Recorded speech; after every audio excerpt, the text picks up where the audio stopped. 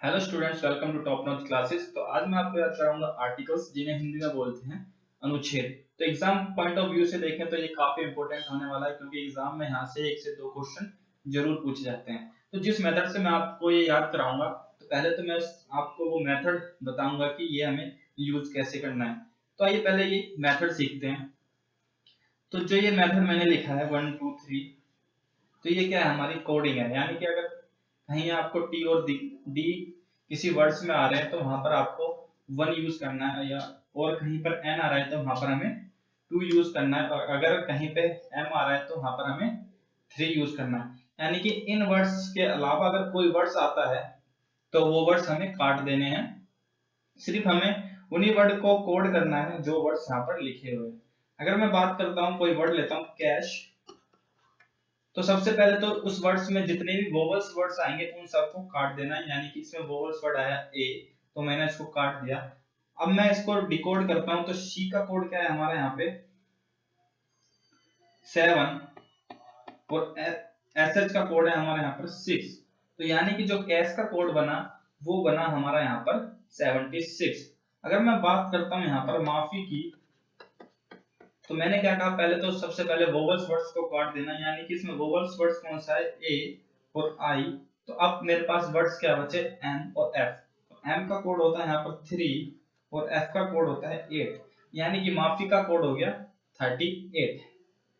अगर आपको ये वर्ड्स याद करने में प्रॉब्लम हो रही है तो मैं आपको ये भी याद करा देता हूँ। जैसे कि अगर मैं सिंपल सिंपल ले लेता हूँ पहले, अगर मैं n की बात करूँ, n को कैसे याद करना है तो आपको पता ही होगा, जो n बनता है वो 2 की तरह ही बनता है।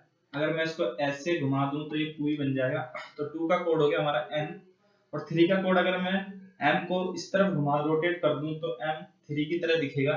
यानी कि जो 3 का कोड होगा वो होगा m। अगर मैं 4 की बात करूं, यानी कि 4 को अगर हम हिंदी में लिखें, हिंदी वाली काउंटिंग में लिखें, तो 4 को ऐसे ही लिखा जाता है। अगर मैं 5 की बात करूं तो 5 होता है हमारा यहाँ पर L। और अगर मैं 6 की बात करूं तो जो नहीं बन रहे वो आप थोड़ा याद कर लीजिए। 6 की बात करूं तो G J C H और S H।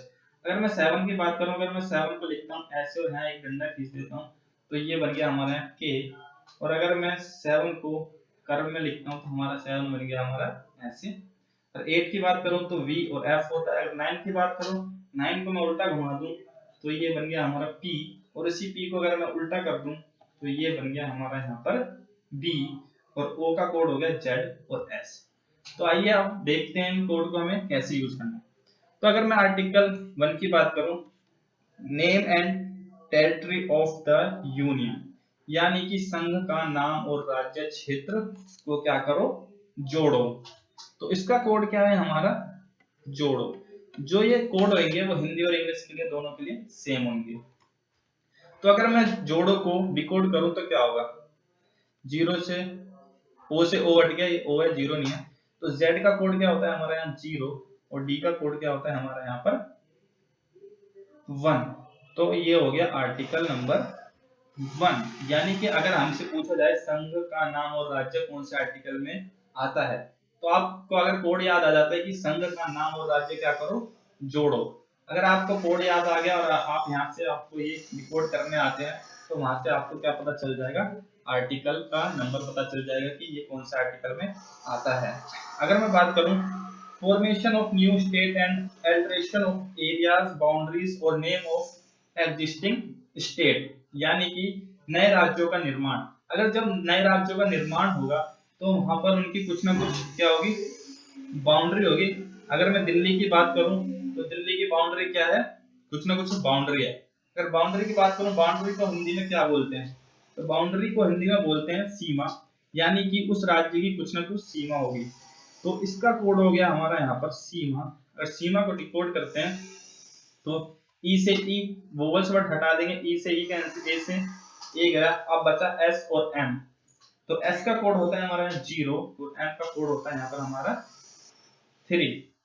तो आर्टिकल नंबर 13 की बात करते हैं।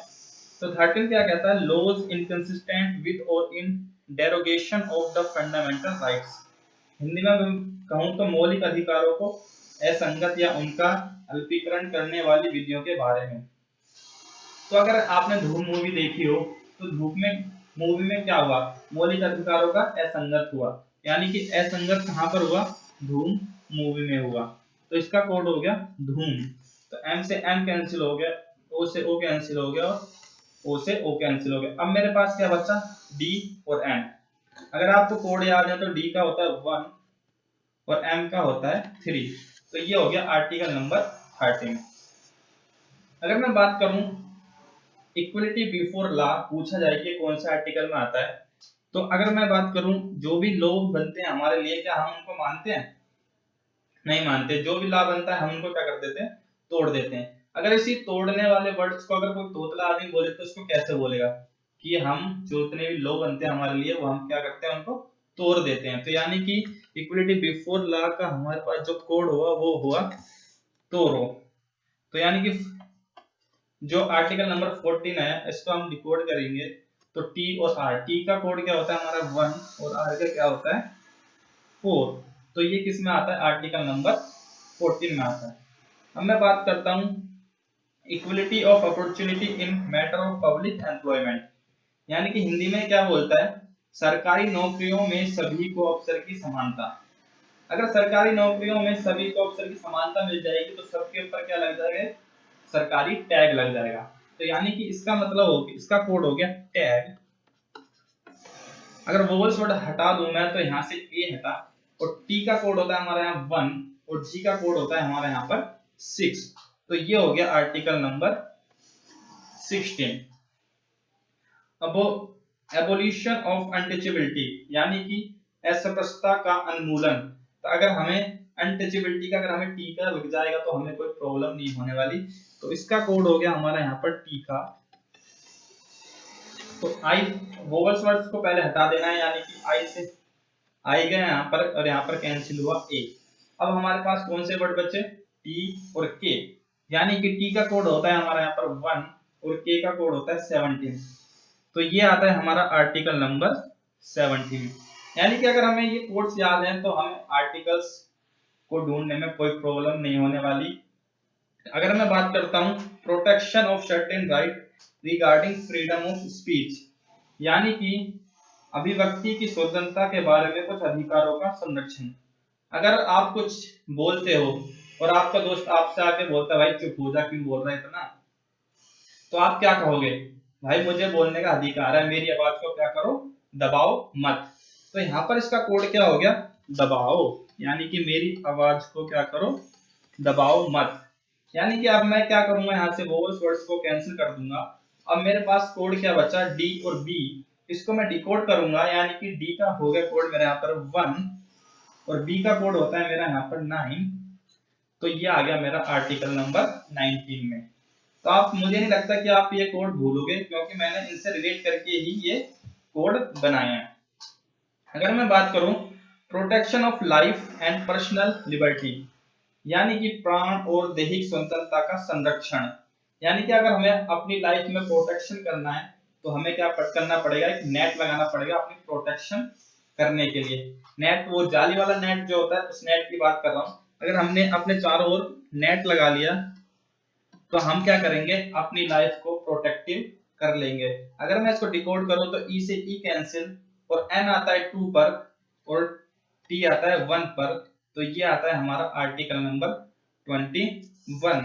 अगर मैं इसी आर्टिकल की बात करूं तो ये क्या होता है, ये इमरजेंसी के दौरान सस्पेंडेड भी नहीं होता है क्योंकि हमें यहाँ पर हमने नेट लगा रखा है यहाँ पर। तो अब मैं बात करता हूं आर्टिकल नंबर 21A की, यानी कि राइट टू एलिमेंट्री एजुकेशन, प्राथमिक शिक्षा का अधिकार।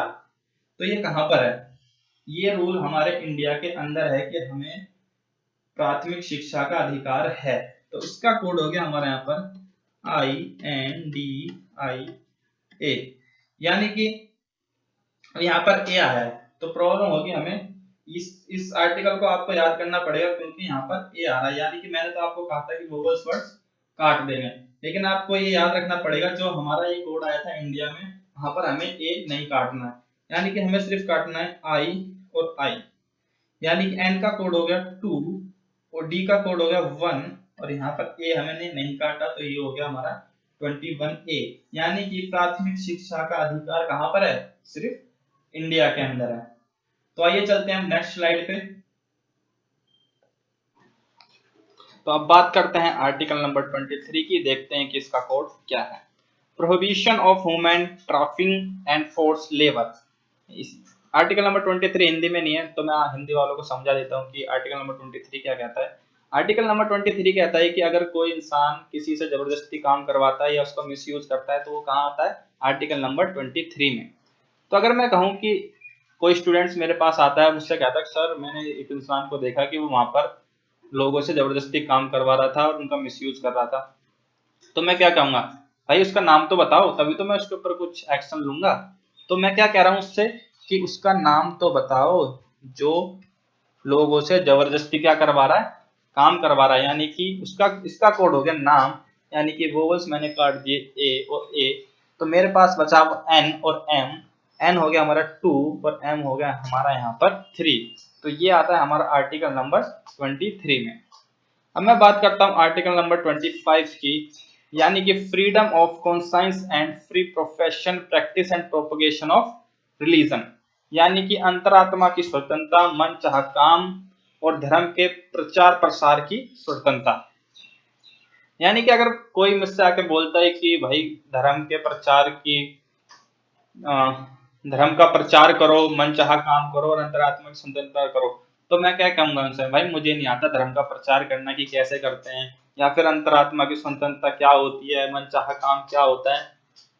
तो ये सब नॉलेज मुझे नहीं है, इस नॉलेज में मैं क्या हूँ, बिल्कुल नील हूँ। तो इसका कोड क्या होगा हमारे पास, नील, कि मुझे नहीं आता धर्म का प्रचार करना, इन सब काम में मैं क्या हूँ, नील हूँ। तो आई से हमने आई कैंसिल कर दिया, यानी कि ये वोवल्स है तो एन का कोड होता है हमारे यहाँ पर 2 और एल का कोड होता है हमारा 5। तो ये क्या हो गया, आर्टिकल नंबर 25। अब बात करते हैं आर्टिकल नंबर 30 की, right of minorities to establish and administer educational institution. यानी कि अल्पसंख्यकों को शैक्षिक संस्थानों को स्थापित करने, उनका प्रशासन करने का अधिकार। अगर उनको अधिकार मिल जाएगा तो उनकी तो भाई क्या आ जाएंगी, मौज आ जाएंगी। तो इसका कोड क्या हो गया, मौज। तो अगर मैं वोवल्स काट दूं तो एम का कोड होता है 3 और जेड का कोड होता है 0। तो ये हो गया हमारा आर्टिकल नंबर 30। तो अब मैं बात करता हूं आर्टिकल नंबर 31 की, तो इसका कोड मुझ पे नहीं बन पाया, तो आप इसको क्या करें, याद ही कर लें, क्योंकि ये एग्जाम पॉइंट ऑफ व्यू से ये इंपॉर्टेंट भी है। तो अब मैं बात करता हूं आर्टिकल नंबर 32 की, तो remedies for enforcement of fundamental rights including writs. यानी कि मौलिक अधिकारों को लागू के लिए रिट्स, साहित्य, अन्य उपचार। तो रिट्स का यूज, जो रिट्स होते हैं वो किस काम आते हैं, अगर हम पे कोई गलत काम का क्या कर दिया, मतलब ब्लेम कर दिया कि इसने गलत काम करा है, तो हम अपने आप को बचाने के लिए क्या करें, वो केस लड़ सकते हैं कि नहीं सर मैं निर्दोष हूं। तो हम इसमें क्या कर सकते हैं, कोई हमारे ऊपर मनमानी नहीं कर सकता कि आपने ये काम कराया, मनमानी से काम करवा रहा है या फिर जबरदस्ती कर रहा है, तो वो इंसान हमारे ऊपर क्या करेगा, मनमानी नहीं कर सकता। तो इसका कोड क्या हो गया, मन मानी। तो ये और ये कैंसिल और आई कैंसिल। अगर मैं इसका कोड बनाऊं तो क्या होगा, 3 और एन का होता है 2। अगर मैं ये भी लिख दूं 3 और 2, अगर जब दो वर्ड्स आ जाते हैं तो हमें सिर्फ आगे वाला लेना होता है 33, 3 और 2। तो ये क्या हो गया, 32। कोई आर्टिकल 32 तो हो नहीं सकता, तो हमारा आर्टिकल ये क्या हो जाएगा, 32, और इसका कोड क्या हो जाएगा, मनमानी। तो अब बात करते हैं आर्टिकल नंबर 38 की, state to secure a social order for the promotion of welfare of the people. यानी कि आर्टिकल नंबर 33 यानी कि अनुच्छेद 38 क्या कहता है, राज्य लोगों के कल्याण को बढ़ावा देने के लिए एक सामाजिक व्यवस्था को बनाएगा। अब हमारे देश में इतनी सारी सामाजिक क्या व्यवस्थाएं, अब क्या करें एक और बन जाए, तो लोग तो कह रहे हैं कि वो तो सही से यूज नहीं हो रही जो अब पहले से बनी हुई है, अब तो आप एक और बना दो, तो भाई हमें करो माफ, हमें नहीं चाहिए और सामाजिक क्या व्यवस्था। तो इसका कोड क्या हो गया कि हमें दे दो भाई माफी। तो इसका कोड हो गया यहाँ पर हमारा माफी, हमें क्या दे दो, माफी दे दो, और सामाजिक क्या चाहिए, व्यवस्था हमें नहीं चाहिए। तो ए से ए कैंसिल, आई और ए और आई कैंसिल। तो एम का कोड होता है यहाँ पर 3 और एफ का कोड होता है हमारा यहाँ पर 8। तो ये हो गया हमारा आर्टिकल नंबर 38। अब मैं बात करूं आर्टिकल नंबर 14 की 40 की, यानी कि ऑर्गेनाइजेशन ऑफ विलेज पंचायत, यानी कि ग्राम पंचायतों का संगठन। यानी कि अगर ग्राम पंचायतों का संगठन बन गया तो वहां तो सिर्फ क्या चलेगी, ग्राम पंचायतों की बात चलेगी। यानी कि क्या होगा, वहां पर सिर्फ उन्हीं का ही राज चलेगा, उन्हीं की ही बात माननी पड़ेगी। अगर कोई गलत बात है तो ग्राम पंचायत क्या करेगा, वो संगठन बैठेगी एक साथ और क्या करेगी, उस अगर कोई गलत बात है तो उसको सही करेगी, यानी कि उन्हीं का ही राज चलेगा, जो वो कहेंगे वही मानना पड़ेगा, यानी कि राज तो भाई उन्हीं का ही चलेगा। इसका कोड क्या होगा हमारे पास, राज, यानी कि ए वोवल्स वर्ड है, इसको काट दिया, आर आता है 4 पे और जेड आता है 0 पे। तो ये हो गया आर्टिकल नंबर 40। अब मैं बात करता हूँ आर्टिकल नंबर 44 की, यानी कि uniform civil code for the citizen, यानी कि नागरिकों के लिए एक समान नागरिकता संहिता। तो यानी कि क्या है, ये जो यूनिफॉर्म सिविल कोड है वो सबके लिए क्या है, रेयर है। तो इसका कोड क्या हो गया, रेयर। तो यानी ए से ए कैंसिल और ई कैंसिल, क्योंकि वोवल्स हैं तो आर का कोड क्या आता है 4 और दूसरे आर का भी कोड क्या होता है 4। तो ये आ गया हमारा आर्टिकल नंबर 44। तब बात करते हैं अनुच्छेद नंबर 45 की, यानी कि 6 साल से कम उम्र के बच्चों के लिए अनिवार्य शिक्षा का प्रबंध। तो भाई ये 6 साल से कम उम्र के बच्चों के लिए तो शिक्षा होनी चाहिए। तो ये क्या है, ये एक रूल है। तो इसका कोड हो गया हमारे पास रूल। तो यू एक वोवल्स वर्ड है और ई एक वोवल्स वर्ड है। तो क्या हो गया, आर का कोड हो गया 4 और एल का कोड हो गया 5। तो ये आता है हमारा आर्टिकल नंबर 45 में। चलिए अब लेते हैं next slide. Article number 45 English वालों के लिए, हिंदी वालों के लिए मैंने पीछे बता दिया, तो कोड तो सेम ही होना है। तो इसका आर्टिकल नंबर 45 का कोड होगा रूल। तब बात करते हैं आर्टिकल नंबर 46 की, यानी कि promotion of educational and economic interest of scheduled caste and scheduled tribes and other weaker section, यानी कि अनुसूचित जातियों, अनुसूचित जनजातियों और अन्य कमजोर वर्गों के शैक्षिक और आर्थिक हितों को बढ़ावा देना। अगर हम इन सब चीजों में इनको बढ़ावा दे देंगे तो फिर तो भाई इन्हीं का ही क्या हो जाएगा, यहाँ पर राज हो जाएगा। तो इसका कोड हो गया हमारे यहाँ पर राज। अगर हम इसे डिकोड करेंगे तो ए वोवल्स है तो ये कैंसिल होगा, और आर आता है हमारा किस पे 4 पे और जे आता है हमारा यहाँ पे 6 पे। तो इसका आर्टिकल नंबर हो गया 46। अब लेते हैं article number 50 separation of judiciary for executive, यानी कि कार्यपालिका से न्यायपालिका को अलग किया जाना। कोई चीज अलग कब होती है, जब वो लूज हो जाती है, तो वो क्या हो जाती है, वो एक दूसरे से अलग हो जाती है। तो इसका कोड क्या हो गया, लूज। तो वोवल्स वर्ड है ओ और ई वोवल्स वर्ड है। तो हमारे पास अब क्या वर्ड बचा, एल और एस। और एल आता है हमारा 5 पे और एस आता है हमारा 0 पे। तो इसका आर्टिकल नंबर क्या हो गया 50। तो आपको याद रहेगा कि जब कोई चीज किसी से अलग होती है तो कब होती है, जब वो लूज हो जाती है, तो वो चीज एक दूसरे से अलग हो जाती है। तो अब लेते हैं आर्टिकल नंबर 51, यानी कि promotion of international peace and security, यानी कि अंतरराष्ट्रीय शांति और सुरक्षा को बढ़ावा देना। हम सुरक्षा को बढ़ावा कब दे सकते हैं और शांति को बढ़ावा कब दे सकते हैं, जब हम आपस में क्या कर देंगे, लड़ना छोड़ देंगे। यानी कि अगर हम लड़ना छोड़ देंगे, यानी कि हम लड़ेंगे नहीं, तो हमारा क्या होगा, अंतरराष्ट्रीय शांति भी मिलेगी और सुरक्षा क्या मिलेगी, सुरक्षा बढ़ावा भी मिलेगा। तो हम क्या करेंगे, हमें क्या करना है, लड़ो मत। तो इसका कोड हो गया लड़ो मत। तो कोड क्या होगा इसका, लड़ो। यानी कि वोवल्स हमने कैंसिल कर दिए और एल का कोड होता है 5 और डी का कोड होता है 1। तो ये हो गया हमारा आर्टिकल नंबर 51। 51 ए को आप याद कर लीजिए, इसका मतलब होता है मौलिक कर्तव्य, यानी कि फंडामेंटल ड्यूटीज। यहाँ पर एक आर्टिकल और आता है, आर्टिकल नंबर 52। आर्टिकल नंबर 52 क्या कहता है कि द प्रेसिडेंट ऑफ इंडिया, यानी कि भारत का राष्ट्रपति। तो इस कोड को कैसे याद करना है, जो भारत का राष्ट्रपति है वो क्या है, एक लोयन की तरह, एक शेर की तरह। तो इसका कोड क्या होगा, हमारे जो इंडिया के प्रेसिडेंट है वो क्या है, एक लायन है, एक शेर की तरह। शेर को इंग्लिश में बोलते हैं लायन। तो आई वोवल्स है, ओ वोवल्स है। अब हमारे पास क्या वर्ड बचा, एल और एन। एल का कोड होता है 5 और एन का कोड होता है 2। तो इसका ये हो गया आर्टिकल नंबर 52। मुझे नहीं लगता कि आप ये आर्टिकल आप भूलोगे कि आर्टिकल 52 क्या कहता है। अगर आता है कि प्रेसिडेंट ऑफ इंडिया कौन सा आर्टिकल है, तो आपके माइंड में आ जाएगा कि जो कोड था वो मेरा क्या था, प्रेसिडेंट ऑफ इंडिया के लिए लाइन कोड था। हम लाइन लिखेंगे और आपको अगर वो रिकॉर्डिंग याद कर लेते हैं जो मैंने आपको शुरू में लिखवाई है, तो आप वहां से वो नंबर भी पता कर लेंगे कि वो नंबर क्या बनेगा। तो हमारा ये क्या कहता है, president of India article number कहता है 52। तो स्टूडेंट्स आज के लिए इतना ही। तो आज मैंने आपको कवर कराया 22 आर्टिकल्स जो कि एग्जाम पॉइंट ऑफ व्यू से काफी इंपॉर्टेंट्स हैं। अगर आप इन्हें याद करोगे तो मुझे नहीं लगता कि आप इन्हें इतनी जल्दी याद कर पाओगे। और अगर आप इस मेथड से याद करोगे तो आपको सिर्फ इन पे 5 मिनट वर्क करने की जरूरत है और आपको ये याद हो जाएंगे। तो इसी मेथड से मैं आपको कराऊंगा हिस्टोरिकल वार, जो कि एग्जाम में काफी इंपॉर्टेंट होते हैं कि ये वाला वॉर कौन से ईयर में हुआ, ये वाला वॉर कौन से ईयर में हुआ।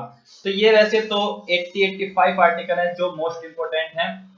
तो मैंने आपको कराया इस वीडियो में सिर्फ 22 आर्टिकल्स। जो बाकी बचे मैं उन्हें कवर कराऊंगा नेक्स्ट वीडियो में। तो आज के लिए बस इतना ही। अगर आपको ये मेथड अच्छा लगा और ये वीडियो आपको पसंद आई तो आप इसको लाइक कीजिए, सब्सक्राइब कीजिए। Thank you, bye bye.